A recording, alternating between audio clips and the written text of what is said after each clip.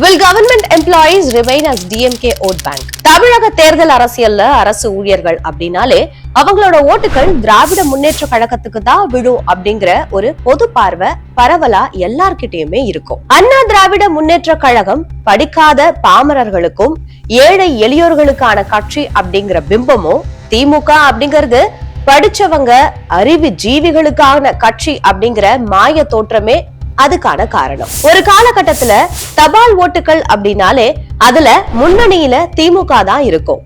ஏன்னா தபால் ஓட்டுகள் பெரும்பாலும் அரசு ஊழியர்களுக்கானது மட்டுமே அப்படிங்கிற சூழல். ஏன்னா தேர்தல் காலத்துல அரசு ஊழியர்கள் தேர்தல் பணியில ஈடுபடுறதால அவங்க தங்களோட வாக்குகளை தபால் மூலமா பதிவு செஞ்சுட்டு வர பழக்கம் அப்படின்னு இருந்துச்சு. அதனால அரசு ஊழியர்கள் வாக்குகள் கணிசமா திமுகவுக்கு தான் விழும் அப்படிங்கிற ஒரு பிம்பம் வளர்ந்துச்சு. அதுக்கேத்த மாதிரி திமுகவும் அரசு ஊழியர்களுக்கு பல சலுகைகள் செஞ்சுட்டு வந்தாங்க. அப்படி இல்லனா அந்த மாதிரி ஒரு தோற்ற மாய பிம்பத்தை ஏற்படுத்திட்டு வந்தாங்க.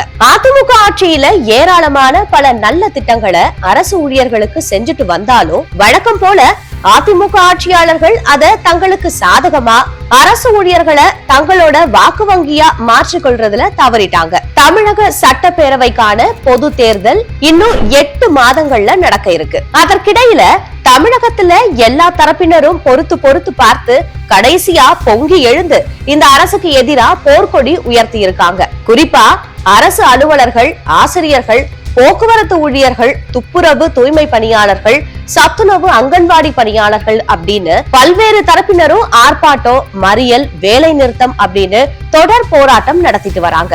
சத்துணவு ஊழியர்கள் போராட்டம். தமிழ்நாடு சத்துணவு ஊழியர் சங்கம் சார்பா கடந்த 4 ஆண்டுகள்ல 50க்கும் மேற்பட்ட போராட்டங்கள் நடத்தப்பட்டிருக்கு. இப்போ 7 கட்ட போராட்டம் நடத்த திட்டமிடப்பட்டு இந்த மாசம் 21ஆம் தேதி முதல் துவங்குச்சு. முதல் கட்டமா மாவட்ட தலைநகரங்கள்ல சாலை மறியல் நடத்தப்பட்டுச்சு. சென்னையில மாவட்ட கலெக்டர் அலுவலகம் கிட்ட நடந்த மறியல் போராட்டம். அதுல அந்த சங்கத்தோட சார்பா ஊழியர்களுக்கு காலமுறை ஊதியம் வழங்கணும், 60,000க்கும் மேற்பட்ட காலி பணியிடங்களை நிரப்பணும், குறைந்தபட்சமா 6,750 ரூபாய் ஓய்வூதியம் வேணும், இப்படி பிரதான கோரிக்கைகளை தெரிவிச்சிருந்தாங்க.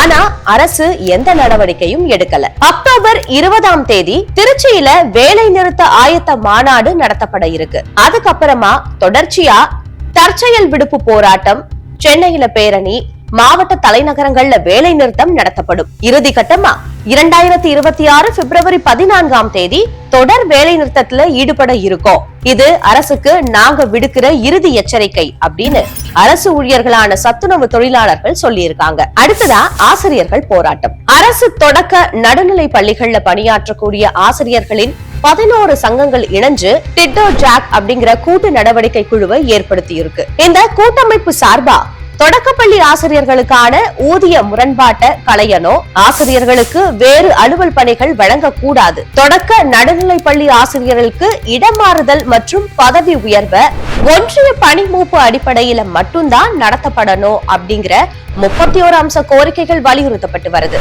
ஆனாலும் கோரிக்கைகளை தமிழக அரசு நிறைவேற்றாத நிலையில மறுபடியும் ஒரு புதிய போராட்டத்தை டிட்டோ ஜாக் கூட்டமைப்பு அறிவிச்சிருக்கு. பகுதி நேர ஆசிரியர்கள். தமிழ்நாடு முழுக்க உள்ள பள்ளிகளை சேர்ந்த பகுதி நேர ஆசிரியர்கள் பணியிடங்களை நிரந்தரப்படுத்த கோரி சென்னையில தொடர்ந்து போராட்டத்துல ஈடுபட்டு வராங்க. மாநிலம் முழுவதிலும் இருக்கக்கூடிய 7000 அரசு பள்ளிகள்ல 12,000க்கும் மேற்பட்ட பகுதி நேர ஆசிரியர்கள் வேலை பார்க்கறாங்க.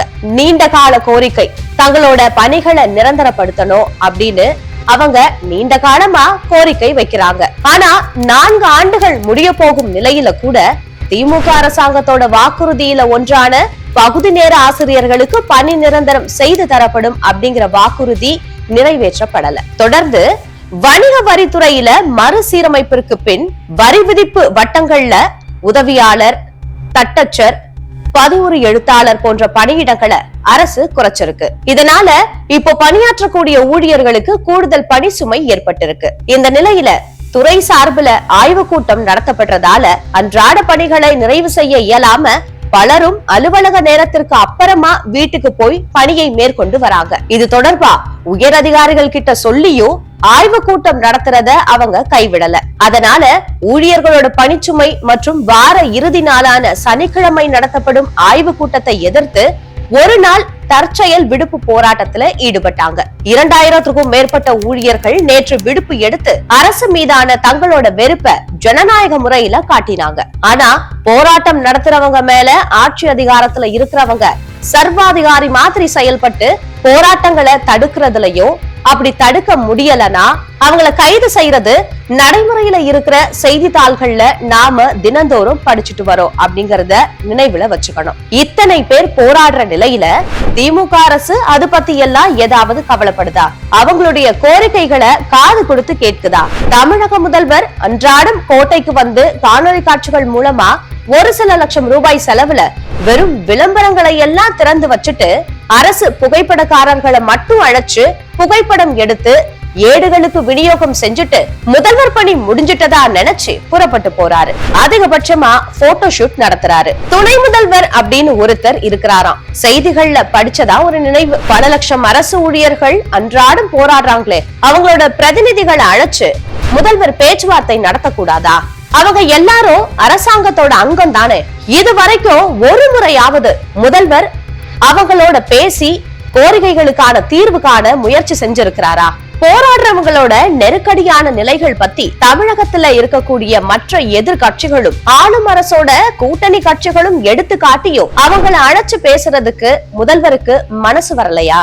ஒரு சில அமைச்சர்கள் பேசுறதா அழைச்சு பேசிட்டு முதல்வரை கேட்டு முடிவெடுக்கிறதா சொல்லி கை கழுவிட்டு போயிடுறாங்க. அரசு அலுவலர்கள் ஆசிரியர்களுக்கும் அதிமுக அரசுக்கும் 7ஆம் பொருத்தம் அப்படிங்கிறாங்களே, இது இன்னைக்கு திமுகவுக்கு தான் பொருந்தது. திமுக அரசோட கொடுங்கோல் வரலாற்றை அறிஞ்சிருக்கக்கூடிய அரசு அலுவலர்களும் ஆசிரியர்களும் சத்துணவு அங்கன்வாடி அலுவலர்களும் வணிக வரித்துறை அலுவலர்களும் வருவாய்த்துறை அலுவலர்களும் தொடர்ந்து போராட்டம் நடத்துவதன் மூலம் இப்போ எந்த பயனும் நடக்க போறது இல்ல. கல்லுல நார் உரிக்க முடியாது, காணல் நீரை அருந்த முடியாது. அரசு ஊழியர்களிடம் பகைமை பாராட்டும் இந்த ஆட்சி முடிய இன்னும் ஒரு சில மாதங்களே இருக்கிற நிலையில அவங்க போராட்டம் நடத்தி தங்களை வாட்டி வதச்சு கொள்ள தேவையில்லை. இந்த ஆட்சியினர் போராட்டம் நடத்துவோருக்கு நன்மைகள் செய்வதா பாவனை செஞ்சு வரவிருக்கக்கூடிய பொது தேர்தலுக்காக இடைக்கால நிதிநிலை அறிக்கையில அரசு ஊழியர்களோட கோரிக்கைகளை நிறைவு செய்யறது போன்ற அறிவிப்புகளை செய்யலாம். அது இல்லாத ஊருக்கு போகாத வழியாவே அமைஞ்சிடும். அதனால திமுக ஆட்சியோட சர்வாதிகார பழிவாங்கும் அணுகுமுறைய எண்ணி பார்த்து போராட்டத்துல ஈடுபட்டு இருக்கக்கூடிய எல்லாரும் அதை திரும்ப பெற்றுக்கொண்டு பணிக்கு திரும்பி மக்கள் நலனுக்கான பணியை தொடர்ந்து ஆற்றுவதுதான் அவங்களுக்கும் அவங்களுடைய குடும்பத்தினருக்கும் நல்லது. காலம் கனியும், காரியம் கைகூடும், காத்திருப்பீர் அப்படிங்கிற கருத்தை இந்த நேரத்துல தெரிவிக்கிறது எங்களுடைய கடமை. ஏன்னா திமுக அரசுக்கு அரசு ஊழியர்கள் மேல அக்கறை இருக்கிறது மாதிரி காட்டினாலும் ஆட்சியாளர்களோட திறமை இல்லா நிர்வாக குறைபாட்டால திமுக திணறி தடுமாறி நிக்குது அப்படின்னு தான் சொல்லணும். இது நல்லா புரிஞ்சுக்கிட்டு கொடுத்த வாக்குறுதிகளை எல்லாம் ஏதோ வாய்க்கு வந்ததை சொல்றது மாதிரி ஷார்ட் டேர்ம் மெமரி லாஸ் மாதிரி நடந்துக்காம திமுக அரசுக்கு வரவிருக்க தேர்தல்ல முதல் அடி தபால் ஓட்டுகள்ல விழும் அரசு ஊழியர்களோட வாக்குகளா தான் இருக்கும் அப்படிங்கறத அரசு ஊழியர்களும் அவங்களோட குடும்பத்தினரும் உறுதி செய்வாங்க.